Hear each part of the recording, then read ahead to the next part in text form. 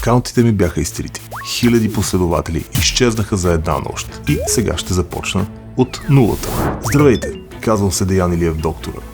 И бодибилдинга винаги е бил единствената константа в живота ми. Започнах с тренировките на 14 години. Максимизирах абсолютно всичко. Тренировки, хранене и възстановяване. На 19 години, 5 години по-късно, минах към тъмната страна на бодибилдинга. Започнах да приемам анаболни и андрогенни стероиди. 2 години по-късно се озовах в затвор на другия край на света. А след кратка свобода, отново зад решетките за няколко годинки. Но за това ще ви разправям в друго видео. Мечтата ми да развия тялото си до свръхестествени пропорции беше сложена на пауза за близо половин десетилетие. Но когато ме освободиха, възобнових страстта си с пълна сила.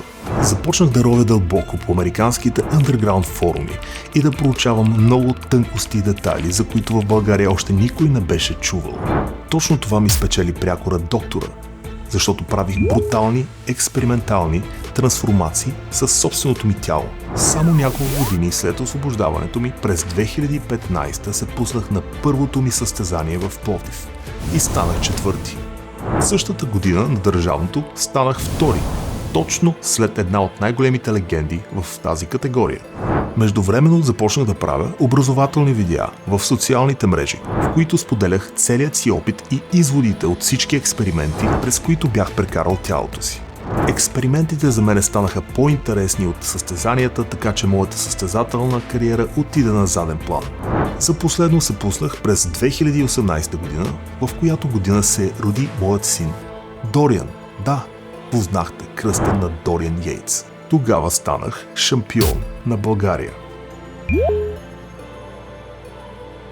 След това експериментите с крайни и често смъртоносни неща приключиха завинаги. Вече имах син.